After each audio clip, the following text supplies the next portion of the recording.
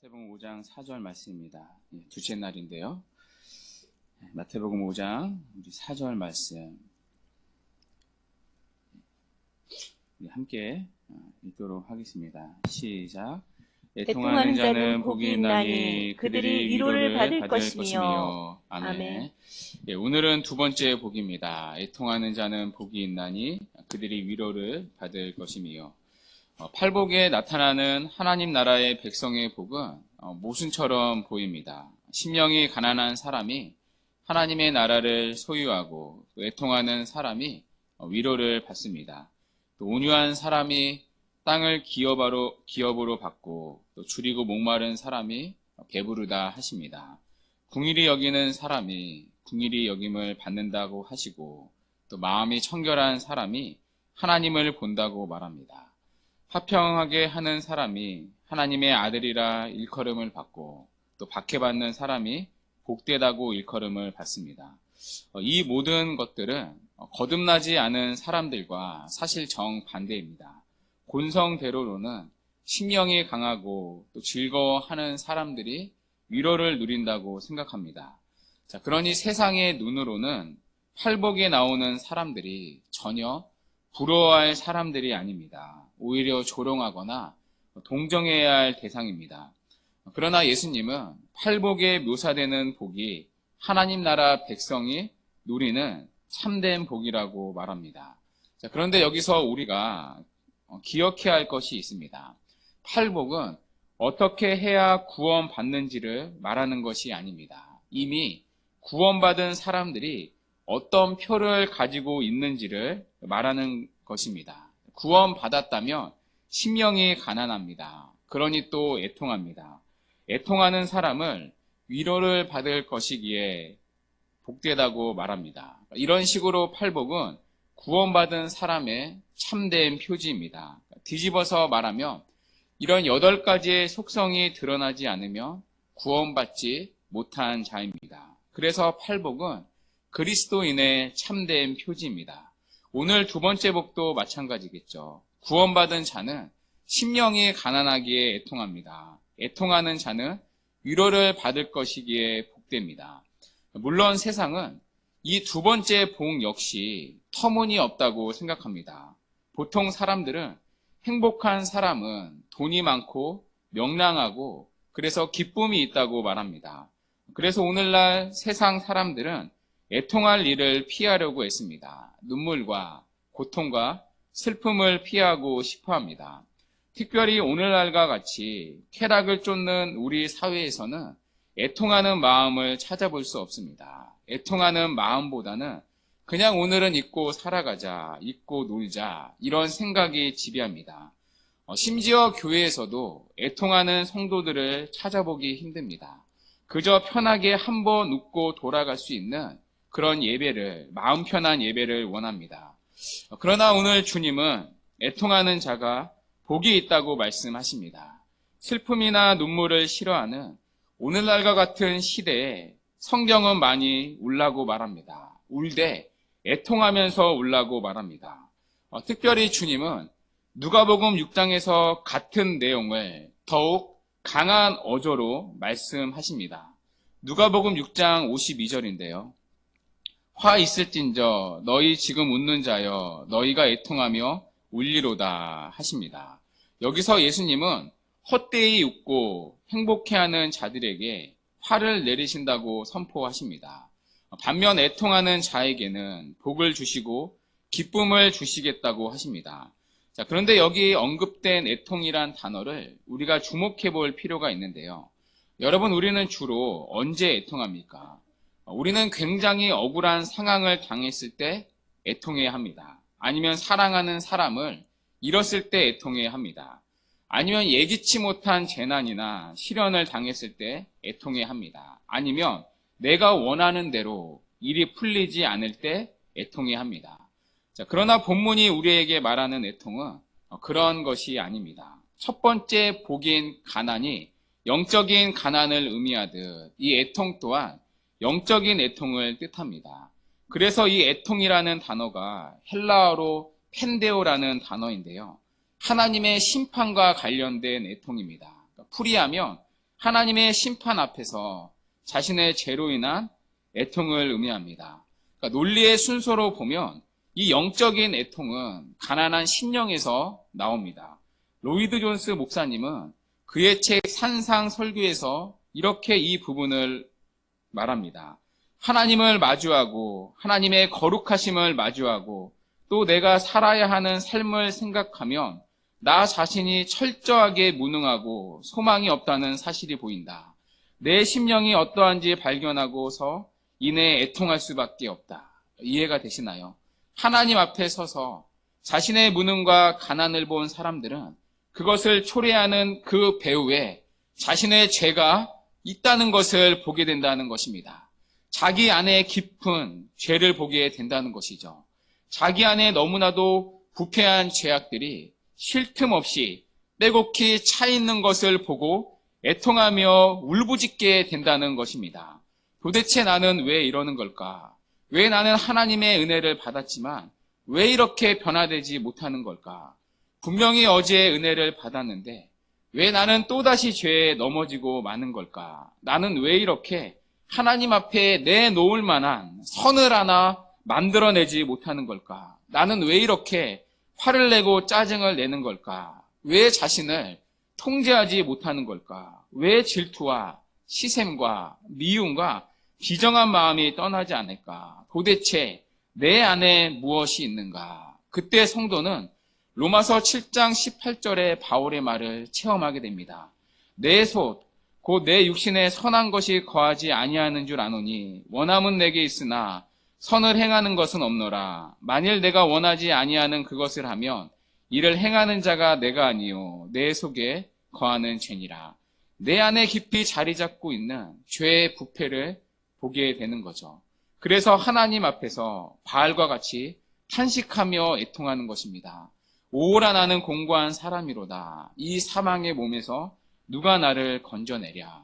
이 바울의 고백처럼 하나님 앞에서 자신의 영적인 가난함을 보게 된 성도는 자신의 죄를 탄식할 수밖에 없습니다.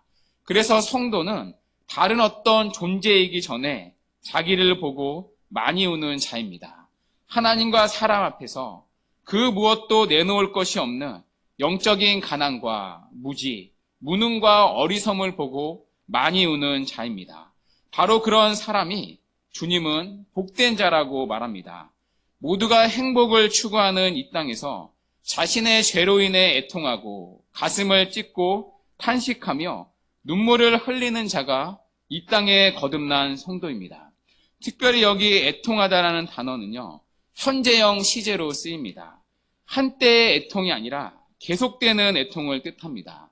주님을 처음 만났을 때만 애통하는 것이 아니라 계속해서 이 애통이 신자의 삶 가운데 반복된다는 것입니다. 하나님을 만난 이후에도 여전히 남아있는 본성적인 부패함과 마음의 생각, 도모의 악함, 또 행실의 추함, 불신앙적 요소를 보고 우는 것입니다. 신앙의 연륜이 깊어지고 이 정도 예배를 드렸으면 정말 하나님 앞에 나아져야 하는데 그러지 못하는 자신의 부패함을 보고 울 수밖에 없습니다. 갈수록 주님을 닮아가기는커녕 옛사람의 모습이 거듭거듭 나오는 자신의 악함을 보며 울며 부르짖는 것입니다. 어린아이 같지 않으며 천국에 들어가지 못한다고 우리 주님이 말씀하셨는데 신앙의 연조가 길어질수록 어린아이와 같이 순전하고 단순해지기는커녕 강팍해지기까지 하는 자기를 보며 애통해하고 눈물을 흘리는 것입니다. 하나님 앞에 놀라운 은혜를 받고 나서도 금세 죄악으로 달려가는 자신의 부패함과 추함을 볼 때 울 수밖에 없습니다. 그래서 거듭난 성도는, 진실한 성도는 매일같이 하나님 앞에서 탄식하고 울부짖게 될 수밖에 없습니다. 그래서 성도는요, 누군가를 보며 정죄하기보다는 자신을 보며 애통해야 하는 자입니다. 자신의 바닥을 보게 되면 누구를 탓할 게 없습니다. 누구를 정죄하고 사실 비난할 게 없습니다. 그 모습이 다 내 안에 가득가득 넘치도록 있는 거죠. 나는 안 그럴 줄 알았는데 나는 막상 더하다는 사실을 보게 됩니다. 때로는 어떤 상황이 일어날 때 그 상황을 통해 내 안에 깊은 죄성을 하나님이 보게 하십니다. 그래서 성도는 모든 상황을 통해 자기 본성의 부패와 죄악을 보고 울 수밖에 없습니다. 하나님 앞에서 자신의 무능함을 보며 하나님이 원하시는 모습으로 변하지 않는 자신의 한계를 깨닫고 탄식하며 애통해야 합니다. 그런데 우리 주님은 역설적이게도 그런 사람이 복 있는 자라고 하십니다. 자신의 죄악과 부패한 모습을 바라보며 견딜 수 없는 슬픔을 안고 애통하며 부르짖는 자가 복이 있다고 하십니다. 왜입니까? 애통하는 자는 하늘의 위로를 받을 것이기 때문입니다. 자신의 죄책과 또 죄악된 상태 때문에 진심으로 애통하는 사람은 참되게 회개해야 할 것입니다. 그리고 그 참된 회개는 반드시 우리 주 예수 그리스도를 의지하는 믿음으로 이어집니다. 자신의 죄악된 것과 소망 없음을 본 죄인마다 우리 구주를 찾게 마련입니다. 그러면 성령께서 그의 눈을 열으셔서 십자가에 달리신 그리스도를 보게 하십니다. 허물과 죄로 죽을 수밖에 없는 영원한 죄인을 살리시기 위해 피 흘리며 죽으시는 구주를 보게 하십니다. 이때 비로소 죄인은 하늘의 위로를 받고 모든 지각을 뛰어넘는 하나님의 평강을 경험합니다. 이런 위로는 회심할 때만 경험하는 것이 아닙니다. 그리스도인으로 사는 내내 평생 우리는 경험합니다. 신자는 죄를 지을 때마다 마음이 괴로워 반드시 애통해야 할 수밖에 없습니다. 이 애통과 괴로움 때문에 다시 돌이켜 그리스도께 갈 수밖에 없습니다. 그리고 그리스도의 발 아래서 그리스도께 나의 죄를 고백하며 주께서 다시 위로와 평강을 주십니다. 세상 어디에도 없고 그 무엇으로도 살 수 없는 하나님으로부터만 오는 영원하고 참된 위로가 하늘로부터 임하는 것입니다. 그리고 이렇게 애통하는 자에게는 최종적으로 누릴 위로가 또 약속되어 있습니다. 성도는 이 세상을 떠날 때 죄와 완전히 작별할 것입니다. 그때 성도는 완전한 위로를 누리게 될 것입니다. 요한계시록 21장 4절인데요. 모든 눈물을 그 눈에서 닦아주시니 다시는 사망이 없고 애통하는 것이나 곡하는 것이나 아픈 것이 다시 있지 아니하리니 처음 것들이 다 지나갔음이로라. 요한계시록 21장에서 주님은 분명히 약속하고 계십니다. 이 땅을 살아가는 동안 성도는 죄로 인해 마음이 상하고 탄식하며 눈물을 흘릴 수밖에 없지만 그날에 주께서 눈물을 닦아주시고 우리를 받아주실 것입니다. 그때 천국에서 받을 위로는 이 땅에서 흘린 모든 애통을 보상하고 남습니다. 그때는 더 이상 우리의 죄로 인한 탄식과 슬픔이 없습니다. 그래서 주님은 말씀하시는 것입니다. 애통하는 자는 복이 있나니 저들이 위로를 받을 것이며 주 안에 사랑하는 여러분, 여러분은 이 참된 위로를 누리고 계십니까? 성경이 약속한 위로를 정말 누리고 계십니까? 여러분은 하나님 앞에서 자신의 죄로 인해 가슴을 찢어본 적이 언제입니까? 단순히 내가 원하는 세상의 것이 채워지지 않아 흘리는 그런 눈물이 아니라 정말 내 안의 죄를 바라보며 애통해 했던 적은 언제입니까? 때로는 하염없이 눈물을 흘리며 하나님이 아니면 채워지지 않는 심령의 목마름과 배고픔을 느끼며 그것을 채우기 위해 간절히 주를 찾은 적은 언제입니까? 안타깝게도 오늘날 교회에는 상한 심령이 많이 없습니다. 자기의 죄 때문에 울며 애통하는 자가 별로 없어 보입니다. 주님이 말씀하신 이 애통, 갈수록 교회 안에서 찾아보기 힘듭니다. 오히려 참된 회개가 없이 누리는 피상적인 위로, 그래서 아무리 신앙의 연수가 오래되어도 그 사람의 내면이 변화되지 못하는 값싼 위로만이 넘쳐나고 있습니다. 그러나 언제나 한 성도의 깊이는 죄에 대한 애통의 깊이입니다. 그런 측면에서 너무나도 영적으로 가난하고 깊이가 없는 것이 여러분 우리 교회의 영적인 아픔입니다. 그러므로 우리가 구하고 찾아야 할 은혜는 바로 이 애통의 은혜입니다. 여러분 실제로 우리 주님을 보십시오. 우리 구주 이 땅에서 사신 삶 역시 눈물과 고통과 슬픔의 삶이었습니다. 복음서를 보면 여러분 아시겠지만 예수님이 웃으시거나 기뻐하신 장면을 거의 찾아볼 수가 없습니다. 오히려 예수님이 우시고 눈물을 흘리시고 분노하시는 장면을 보게 됩니다.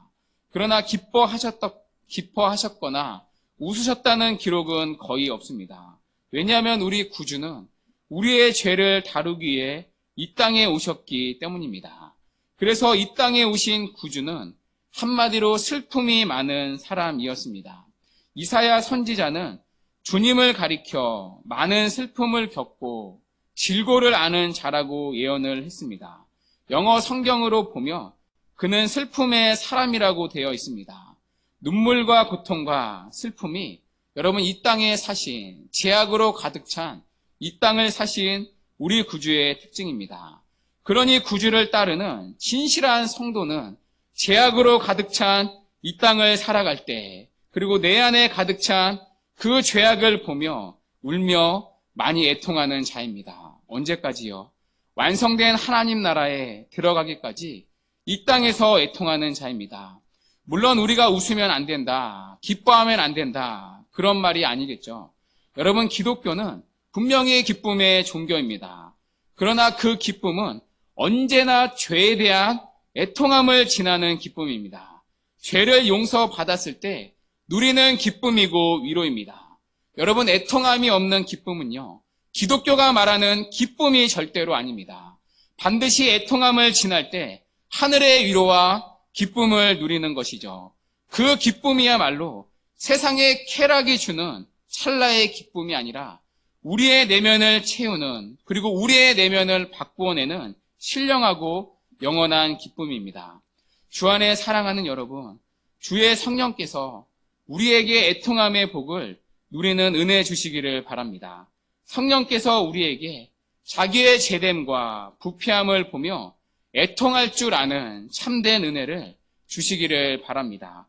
그래서 위로부터 임하는 이 약속된 참된 위로, 하늘의 위로를 이 땅 가운데 누리며 살아가는 은혜가 우리 모두에게 있기를 주님의 이름으로 간절히 축원합니다.